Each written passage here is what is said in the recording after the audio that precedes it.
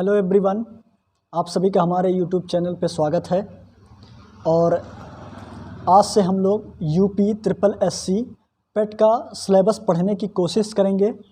और इसको पढ़ने के क्रम में हम लोग ये देखेंगे कि इसमें कितने चैप्टर्स हैं, किस किस सब्जेक्ट से क्वेश्चन पूछे जाएंगे, ये सब हम देखेंगे। और जैसा कि आप लोग जानते हैं कि यूपी ट्रिपल एससी पेट जो है एक एलिजिबिलिटी टेस्ट के टाइप का है, जो कि पहली बार यूपी ट्रिपल एससी द्वारा ऑर्गेनाइज किया जा रहा है। तो इसके सिलेबस को हम लोग पढ़ेंगे यूपी ट्रिपल एससी का जो सिलेबस है उसके हिसाब से। ओके, उसके हिसाब से हम लोग यूपी ट्रिपल एससी के सिलेबस में जैसा क्वेश्चंस पूछा जाता था पहले, चूँकि ये जो है एक एलिजिबिलिटी टेस्ट पहली बार कराया जा रहा है, तो हम लोग क्या करेंगे, यूपी ट्रिपल एससी में जो क्वेश्चंस पूछे जाते थे, जिस प्रकार के क्वेश्चंस पूछे जाते थे, उसको हम लोग आधार मानकर इसका अध्ययन करेंगे। ठीक है, तो सबसे पहले देखते हैं कि यूपी ट्रिपल एससी का जो सिलेबस है वह है क्या। इसके बाद हम लोग जो है सभी सब्जेक्ट को पढ़ेंगे एक एक करके। ठीक है, तो सबसे पहले आइए देखते हैं कि यूपी ट्रिपल एससी का सिलेबस क्या है। ठीक है, तो देखिए यहाँ पे जो है यूपी ट्रिपल एससी पेट, इसका सिलेबस क्या है, सबसे पहले हम लोग वो डिस्कस करने की कोशिश करेंगे। अगर हम सिलेबस नहीं जानेंगे तो हम लोग जो है क्वेश्चंस को अच्छे से समझकर नहीं सॉल्व कर सकते कि क्या इस यूपी ट्रिपल एससी में क्या क्या जो है पैटर्न है और कैसे कैसे इसका जो है सब कुछ रहेगा, क्वेश्चंस का जो है प्रक्रिया क्या रहेगी, क्राइटेरिया उसका क्या रहेगा। तो सबसे पहले आइए देखते हैं कि इसमें कौन कौन से सब्जेक्ट्स पूछे जाने हैं। ठीक है, तो आप देखिए सबसे पहले आपका पूछा जाएगा, सबसे पहले जो आपका होगा भारतीय इतिहास। ठीक है, सबसे पहला जो आपका सब्जेक्ट होगा वह होगा भारतीय इतिहास। और इसी का एक दूसरा खंड है, इतिहास का एक दूसरा खंड है। ठीक है, उसको हम लोग देखेंगे भारतीय राष्ट्रीय आंदोलन।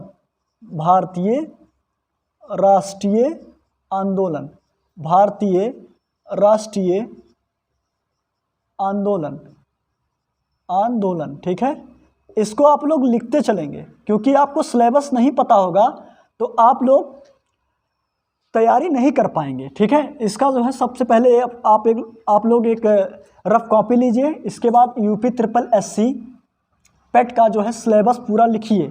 इसके बाद जो इसमें भारतीय इतिहास हम पढ़ाएंगे तो उसमें कितने चैप्टर हैं, ठीक है, उसका भी एक हम लोग चैप्टर्स के नाम लिखेंगे, तब उसको हम लोग पढ़ेंगे कि मतलब यूपी ट्रिपल एससी पेट में कौन कौन से जो है चैप्टर्स हैं उसको भी देखते हम लोग चलेंगे। ठीक है, सब्जेक्ट तो देख ही रहे हैं हम लोग, उसमें क्या देखेंगे, चैप्टर्स को भी देखते चलेंगे। फालतू के चैप्टर्स नहीं पढ़ने हैं, केवल और केवल यूपी ट्रिपल एससी पेट से रिलेटेड ही चैप्टर पढ़ने हैं। ठीक है, ज़्यादा चैप्टर नहीं है। ओके, तो अब देखिए, अब हम लोग तीसरा जो पॉइंट पढ़ रहे हैं वो है भूगोल। क्या पढ़ेंगे, भूगोल पढ़ेंगे। देखिए हमने यहाँ पे भूगोल लिखा, इसका मतलब इसमें वर्ल्ड और इंडियन, मतलब विश्व और भारत दोनों का भूगोल रहेगा। ठीक है, अब इसके बाद जो चौथा पॉइंट हम लोग पढ़ेंगे वो पढ़ेंगे हम लोग भारतीय संविधान। अर्थात हम लोग केवल भारत के संविधान के बारे में अध्ययन करेंगे, पूरे विश्व के संविधान के बारे में नहीं अध्ययन करना है, केवल आपको भारत के संविधान के बारे में ही अध्ययन करना है। ठीक है, और इसके बाद पांचवा पॉइंट देखिए, भारतीय अर्थव्यवस्था।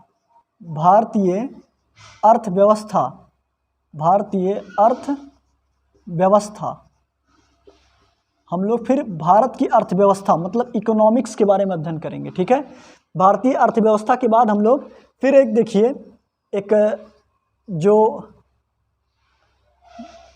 जो टॉपिक है उसका नाम है सामान्य विज्ञान।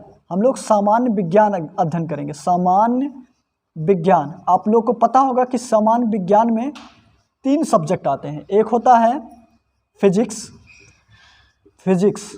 एक होता है केमिस्ट्री और एक होता है आपका बायोलॉजी। इसको हम केवल बायो लिख रहे हैं। ठीक है, ये होता है। अब इसके बाद जो है एक पॉइंट हम लोग फिर अध्ययन करेंगे। क्या, देखिए ये सब्जेक्ट है, भारतीय इतिहास एक सब्जेक्ट है, ठीक है, और ये सब आपको सब्जेक्ट लिखाया जा रहा है। इतने कितने सब्जेक्ट हम लोग को पढ़ने हैं, ठीक है। इसके बाद सामान्य विज्ञान के बाद हम लोग अध्ययन करेंगे सामान्य हिंदी की, सामान्य हिंदी की, सामान्य हिंदी की, ठीक है। बहुत ज़्यादा चैप्टर नहीं है इसमें, किसी भी सब्जेक्ट में बहुत ज़्यादा चैप्टर नहीं है, 5 चैप्टर, 4 चैप्टर, 8 चैप्टर, इससे ज़्यादा नहीं है, ठीक है। सामान्य हिंदी अध्ययन करेंगे। सामान्य हिंदी के बाद हम लोग अध्ययन करेंगे किसका, सामान्य हिंदी के बाद हम लोग अध्ययन करेंगे तर्क एवं तर्क शक्ति का, तर्क एवं तर्क शक्ति का। किसका अध्ययन करेंगे, तर्क एवं तर्क शक्ति का, ठीक है, तर्क एवं तर्क शक्ति का अध्ययन करेंगे, ठीक है। अब इसके बाद हम लोग फिर अगला सब्जेक्ट अध्ययन करेंगे प्रारंभिक अंकगणित, प्रारंभिक अंकगणित। इसमें तो और कम चैप्टर हैं, ठीक है। अंकगणित इसमें 4 से 5 चैप्टर हैं केवल अंकगणित, और इसमें भी तर्क शक्ति, इसका मतलब रीजनिंग होता है, रीजनिंग का अध्ययन करना है, ठीक है। तो सबसे पहले हम लोग क्या करते हैं, देखिए ये फिजिक्स, केमिस्ट्री और बायो आप लोग समझ गए, तो इसको हम लोग जो है थोड़ा सा इरेज कर देते हैं जगह बचाने के लिए, ठीक है। उसको आप लोग लिख चुके होंगे, हमें उम्मीद है। और हम लोग क्या करेंगे, अब हम लोग इसका जो है मार्क्स डिसाइड करेंगे, ठीक है, कि कितने कितने मार्क्स का ये आएगा। जैसे ये भारतीय इतिहास जो है 5 मार्क्स का होगा, ठीक है। भारतीय राष्ट्रीय आंदोलन 5 मार्क का होगा। भूगोल, ठीक है, जिसमें आपको भारत का भूगोल और विश्व का भूगोल दोनों पढ़ना है, उसमें आपके 5 मार्क्स होंगे, ठीक है। अब देखिए भारतीय संविधान, इसमें भी आपके 5 मार्क्स पूछे जाएंगे। भारतीय अर्थव्यवस्था, यह भी 5 मार्क्स का होगा।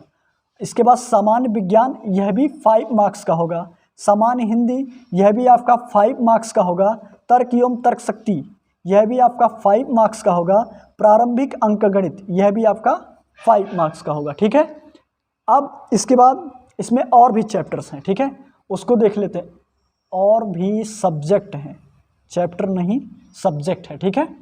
अब इसके बाद देखते हैं हम लोग फिर क्या क्या अध्ययन करेंगे, ठीक है। अब इसके बाद देखिए 10वां जो आप लोग का है सब्जेक्ट, उस सब्जेक्ट का नाम है सामान्य अंग्रेजी। सामान्य अंग्रेजी मतलब जनरल इंग्लिश, जनरल इंग्लिश अंग्रेजी, ठीक है, ये हो गया। अब इसके बाद हम लोग पढ़ेंगे समसामयिकी, समसामयिकी। ये क्या होता है, ये होता है करंट अफेयर, ठीक है। क्या होता है, current affair, CURRENT, current AFFAIRS, ठीक, करंट अफेयर्स, ये होता है समसामयिकी मीन्स करंट अफेयर। इसके बाद हम लोग क्या करेंगे, क्या पढ़ेंगे, कौन सा सब्जेक्ट, इसके बाद हम लोग पढ़ेंगे सामान्य जागरूकता, सामान्य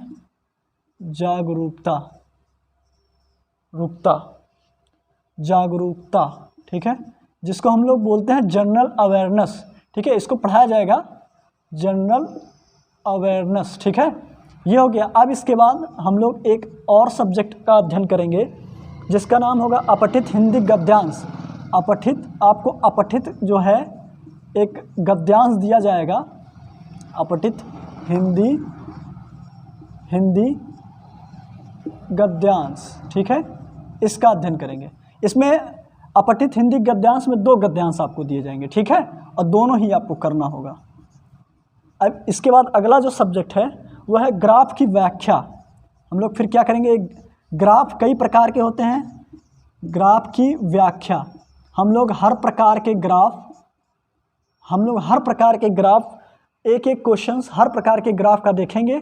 इसके बाद जब आपको सॉल्व करना आ जाएगा तो आप प्रैक्टिस करेंगे ग्राफ की, ठीक है। और एक अगला जो सब्जेक्ट होगा वो होगा आपका तालिका की व्याख्या, ठीक है। तालिका दिया होगा, आप बचपन में भी पढ़े हुए हैं इसको, तालिका की व्याख्या, ठीक है। 5th क्लास 8th क्लास सभी क्लास में आपको ये मिल जाएगा, तालिका और ग्राफ, ठीक है। तो इतने हम लोग को पढ़ने हैं। और यहाँ देखते हैं इसका जो है मार्क कितना होगा। देखिए सामान्य इंग्लिश जो होगा आपका, सामान्य अंग्रेजी, वो होगा आपका 5 मार्क का, ठीक है। और जो ये समसामयिकी होगा वो आपका 10 मार्क्स का। इसके बाद सामान्य जागरूकता जो आपका होगा, सामान्य जागरूकता होगा 10 मार्क्स का, ठीक है। और अपठित हिंदी गद्यांश, इसमें जो है 2 पूछे जाएंगे तो ये 5-5 नंबर का होगा, तो ये भी 10 नंबर का हो गया। और ग्राफ की व्याख्या यह भी 10 नंबर का हो गया, तालिका की व्याख्या यह भी 10 नंबर का हो गया। तो कुल हम लोग अगर जो टोटल करें, ठीक है, तो जब टोटल करेंगे इसका टोटल कितने मार्क्स के हुए, तो ये होंगे आपके 100 मार्क्स। कितने मार्क्स के होंगे? 100 मार्क्स का ये क्वेश्चंस पूछा जाएगा पेपर में, ठीक है।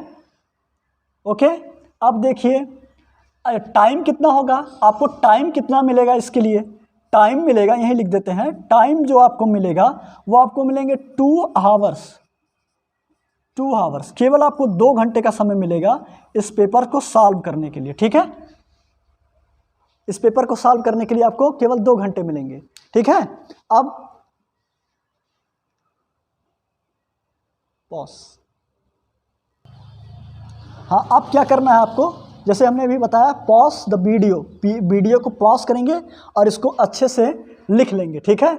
हम थोड़ा सा साइड हो जा रहे हैं, वीडियो को पॉज कीजिए और इसको अच्छे से लिखिए। अच्छा, एक और पॉइंट जो आपको बताना बहुत ज़रूरी है, यूपी SSS पेट में ये सब तो पूछा ही जाएगा, लेकिन इसके लिए कंडीशन ये है कि आपको जो है निगेटिव मार्क यानी कि माइनस मार्क इसमें व्यवस्था की गई है। अगर जो आपके एक क्वेश्चंस गलत होते हैं, ठीक है, तो उसके लिए 1/4 जो है आपका नंबर काट लिया जाएगा।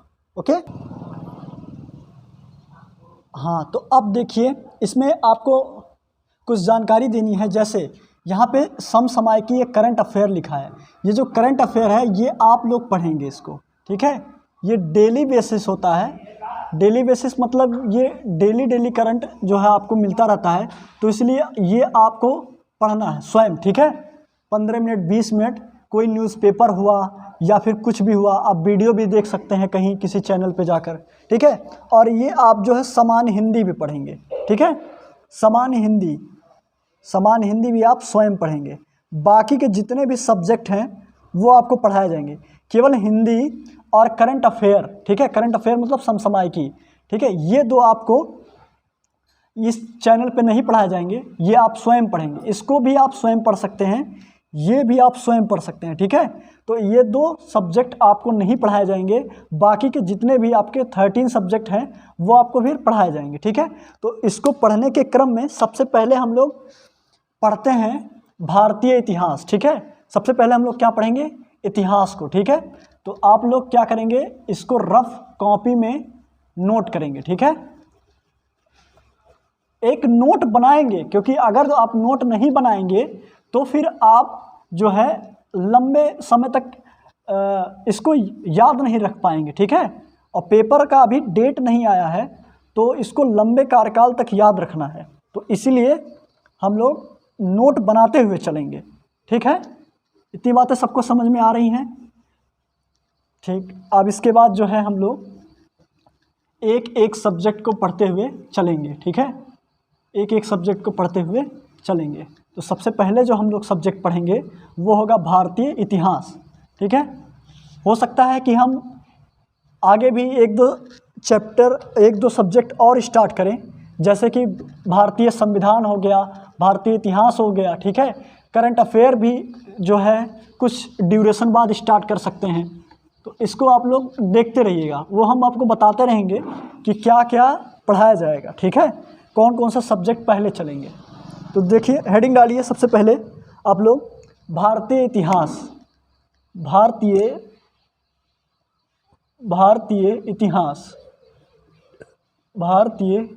इतिहास, ठीक है, भारतीय इतिहास। अब इसमें देखिए किस प्रकार के क्वेश्चंस पूछे जाते हैं।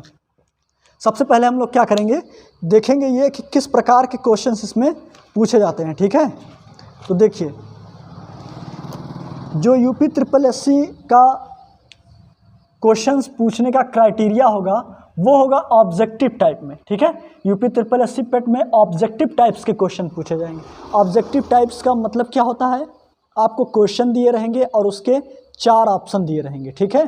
इसको कहते हैं ऑब्जेक्टिव टाइप्स क्वेश्चंस, ठीक। तो देखिए ऑब्जेक्टिव टाइप्स ऑफ क्वेश्चन पूछा जाता है, objective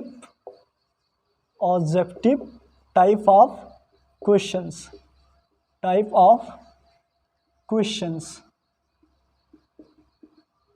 objective type of questions, ठीक है, objective type of question, objective type के क्वेश्चन होंगे इसमें। और इसमें देखिए कितने टाइप्स के होते हैं, 4 टाइप, ठीक है, 4 टाइप।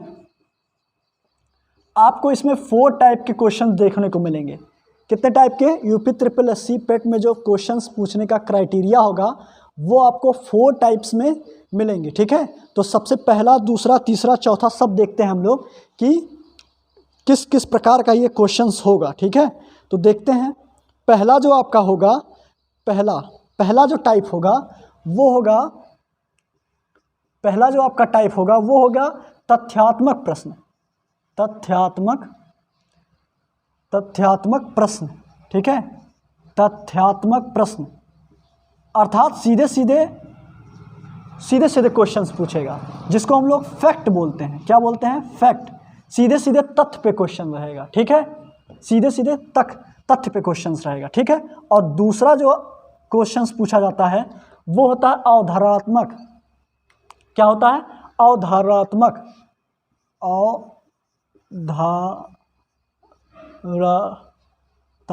ठीक है, अवधारणात्मक प्रश्न। ये होता है अवधारणात्मक प्रश्न, जिसको हम लोग बोलते हैं कॉन्सेप्ट, ठीक है। किसी चीज़ का क्या कॉन्सेप्ट है, ये कहाँ से आया, इसकी पृष्ठभूमि क्या है, इसको बोला जाता है कॉन्सेप्ट। सबसे ज़्यादा हम लोग किसी चीज़ पे ध्यान देंगे तो वो फैक्ट पे नहीं होगा, ठीक है। लोग अक्सर ही पढ़ते हैं, हमेशा फैक्ट पढ़ते हैं, ठीक है। बहुत सारी बुक्स आती हैं फैक्ट की, जैसे लूसेंट हो गया।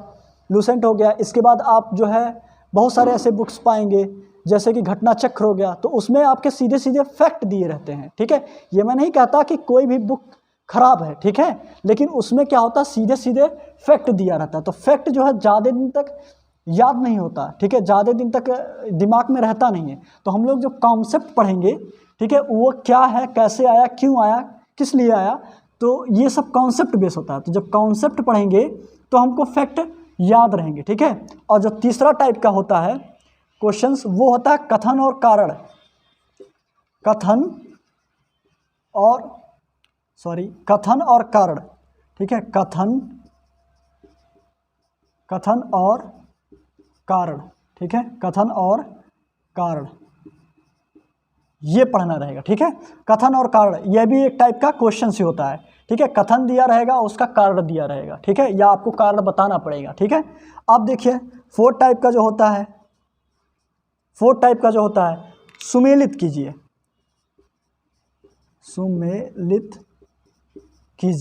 ठीक है, सुमेलित कीजिए मतलब क्या?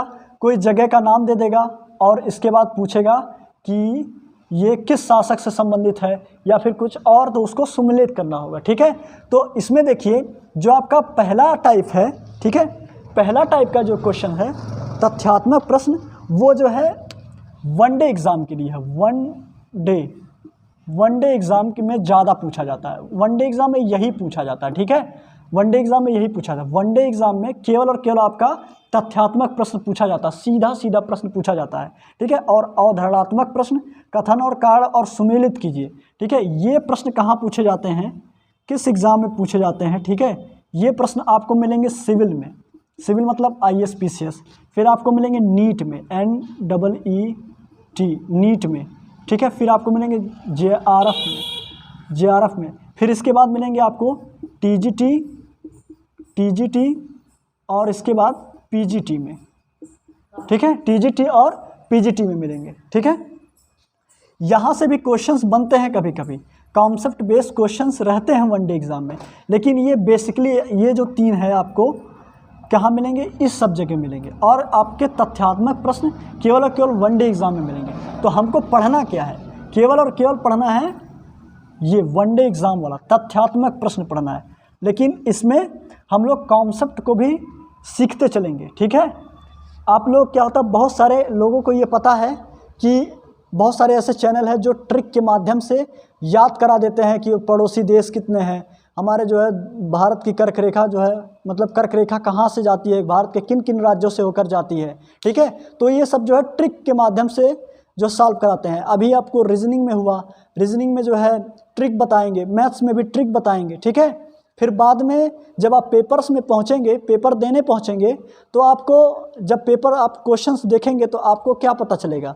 पता चलेगा कि आपको लगेगा कि इसमें किस ट्रिक का प्रयोग किया जाए, उस ट्रिक को आप ढूंढेंगे, ठीक है।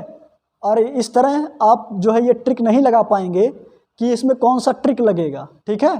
तो इसलिए जो है हम लोग कॉन्सेप्ट बेस पढ़ते चलेंगे। वनडे एग्ज़ाम के लिए भी कॉन्सेप्ट बहुत ज़रूरी है, तो हम लोग कॉन्सेप्ट बेस इसको पढ़ते हुए चलेंगे, ठीक है। तो अब ये हो गया आपके ऑब्जेक्टिव टाइप ऑफ क्वेश्चंस, ठीक है। अब इसके बाद हम लोग हिस्ट्री की मतलब इतिहास की परिभाषा देखेंगे। इसके बाद हम लोग चैप्टर्स स्टार्ट करेंगे, ठीक है। तो इसको नोट कर लीजिए, वनडे एग्ज़ाम में यही क्वेश्चंस पूछा जाता है, पर हम लोग कॉन्सेप्ट भी पढ़ते चलेंगे, ठीक। अब इसके बाद जो परिभाषा है इसका इतिहास का, वो लिखेंगे हम लोग, ठीक है। वो लिखिए, परिभाषा क्या है इसका, सबसे पहले अब वो लिखेंगे, इसके बाद फिर हम लोग आगे बढ़ेंगे।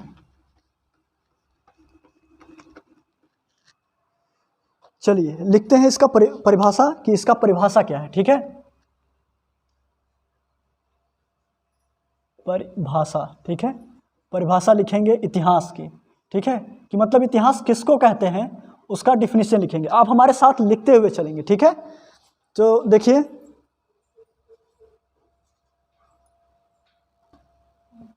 अब आप लोग क्या करेंगे, परिभाषा लिखेंगे, ठीक है। लिखिए लिखिए परिभाषा इसका, अतीत में, हम बोलते रहेंगे, आप लोग लिखते भी रहिए, हम लिख रहे हैं आप भी लिखते रहिए। अतीत में घटित घटनाओं का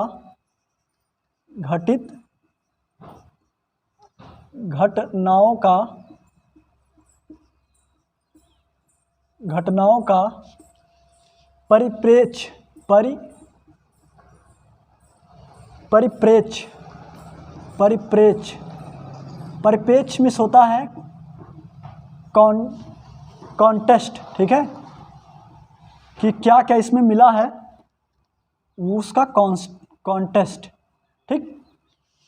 में कालानुक्रमिक अध्ययन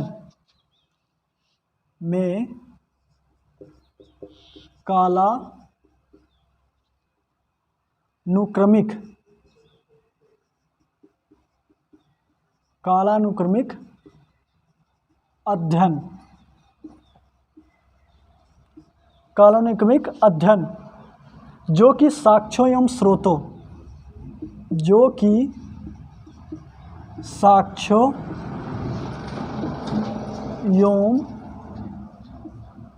एवं स्रोतों, ठीक है, सोर्स जिसको बोलते हैं, के द्वारा प्रमाणित हो,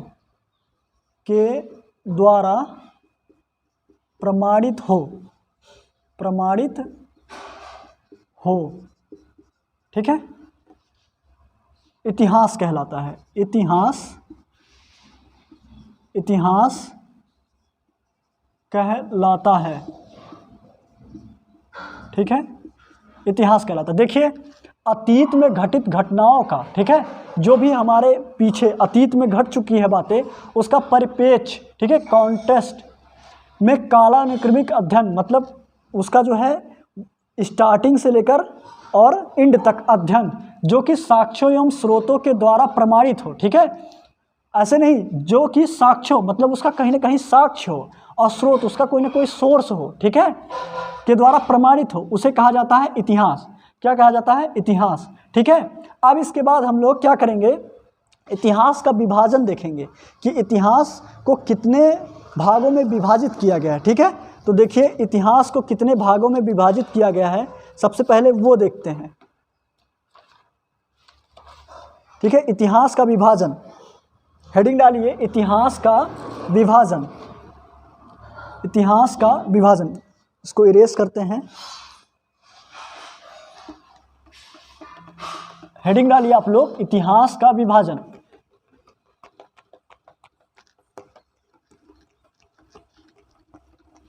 ये पहला वीडियो है, ठीक है। इसको जो है इंट्रोडक्शन पार्ट मान के चलिए। हो सकता है ये वीडियो कम समय का हो, 25-30 मिनट से ज़्यादा ना हो, लेकिन आगे आने वाले वीडियो थोड़े लंबे होंगे, ठीक है। और उसको हम लोग पढ़ने की कोशिश करेंगे। अब आप लोग हेडिंग डालिए इतिहास का विभाजन, इतिहास का विभाजन, विभाजन, ठीक है। इतिहास को कितने खंडों में बांटा गया है, ठीक है, उसी को हम लोग देखेंगे, ठीक है। तो देखिए लिखेंगे हम लोग, स्टार बना के लिखेंगे ऐसे, ठीक है। जब हम स्टार बना के लिखेंगे तो आप भी स्टार बना के लिखेंगे, ठीक है, इससे कन्फ्यूजन नहीं होगा। इतिहास को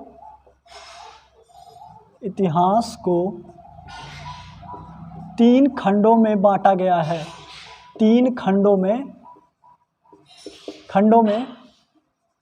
बांटा गया है, ठीक है।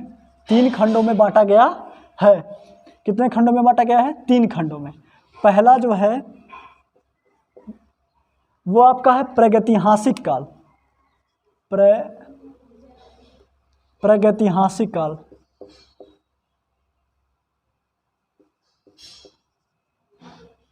प्रागैतिहासिक काल, ठीक है, प्रागैतिहासिक काल, प्रागैतिहासिक काल, ठीक है। और दूसरा जो आपका है वो है आद्य ऐतिहासिक काल, आद्य ऐतिहासिक काल, ऐतिहासिक, आद्य ऐतिहासिक काल, ठीक है। और जो तीसरा है आपका वो है ऐतिहासिक काल। कौन सा है? ऐतिहासिक काल। क्या है? ऐतिहासिक काल, ऐतिहासिक काल, ठीक है। इतिहास को 3 खंडों में बांटा गया है। पहला है प्रागैतिहासिक काल, दूसरा है आद्य ऐतिहासिक काल और तीसरा है ऐतिहासिक काल, ठीक है।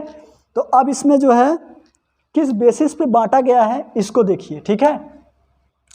ये जो है प्रागैतिहासिक काल, ठीक है, इसको हम लोग कैसे पढ़ते हैं? ये जो है इसके जो साक्ष्य है, अभी हमने बताया था आपको कि साक्ष्य और स्रोत, ठीक है, साक्ष्य और स्रोतों के माध्यम से हम लोग इतिहास को पढ़ते हैं। तो यहाँ जो है आपको उत्खनन के द्वारा कुछ मिलेगा। उत्खनन मतलब खुदाई, ठीक है, खुदाई के द्वारा जो साक्ष्य प्राप्त किए हुए हैं हम लोग, उसके हिसाब से हम लोग प्रागैतिहासिक काल को पढ़ते हैं, ठीक है। जैसे आप लोग को पता होगा कि लोग कहते हैं यहाँ से ये मिला, यहाँ खुदाई करने से, यहाँ उत्खनन करने से ये मिला, तो उसके हिसाब से हम लोग प्रागैतिहासिक काल को पढ़ते हैं, ठीक है। और ये क्या होता है? आद्य ऐतिहासिक काल। आद्य ऐतिहासिक काल क्या है? लिखित साक्ष्य, लिखित साक्ष्य, लिखित साक्ष्य, ठीक है, लिखित साक्ष्य पर कठिन, मतलब लिखित साक्ष्य हैं पर क्या है? कठिन है, उसको पढ़ना कठिन है। लिखा गया है पर उसको पढ़ना कठिन है, ठीक है। तो उसको क्या कहेंगे? आद्य ऐतिहासिक काल, ठीक। अब इसके बाद देखिए, अब इसके बाद हम लोग पूरी तरह लिखित, पूरी तरह लिखित, पूरी तरह लिखित, जहाँ आपको पूरी तरह लिखित साक्ष्य मिलेंगे, ठीक है, वो क्या कहलाएगा? ऐतिहासिक काल। जैसे आप लोग को पता होगा ये हिस्ट्री जो है अकबर, बाबर, इसके बाद आगे की हिस्ट्री, जैसे कि आप लोग यहाँ आएंगे 1857 की क्रांति, तो ये सब आपको लिखित, पूरी तरह लिखित साक्ष्य मिलेंगे। और आएंगे आप लोग, ठीक है, जहाँ पे जो है गांधी जी के बहुत सारे जो है आंदोलन है, ठीक है, उसको आप लोग पढ़ेंगे, तो वो सब क्या है? लिखित साक्ष्य हैं, ठीक है। तो इसमें हम लोग इतिहास को 3 काल खंडों में बांटा गया है, प्रागैतिहासिक काल, आद्य ऐतिहासिक काल और ऐतिहासिक काल, ठीक है।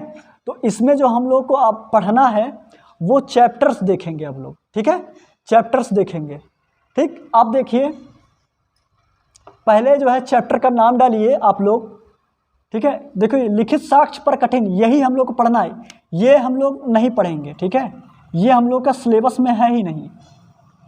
ये प्रागैतिहासिक काल, जिसको पाषाण काल भी कहते हैं, इसको पाषाण भी काल कहते हैं, ठीक है। चूँकि हम लोग के सिलेबस में यूपी SSSC पेट के सिलेबस में ये नहीं है, तो इसलिए इसको हम लोग नहीं पढ़ेंगे, ठीक है। तो आद्य ऐतिहासिक काल से हम लोग शुरू करेंगे। आद्य ऐतिहासिक काल में सबसे पहला जो चैप्टर होगा वो होगा सिंधु घाटी की सभ्यता, ठीक है। तो आप लोग क्या करिए, अब जो है पहला चैप्टर डालिए सिंधु घाटी की सभ्यता, सिंधु घाटी की सभ्यता।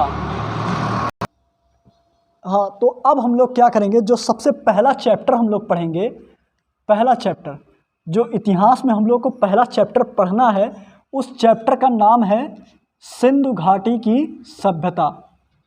सिंधु घाटी की सभ्यता। सिंधु घाटी की सभ्यता, ठीक है।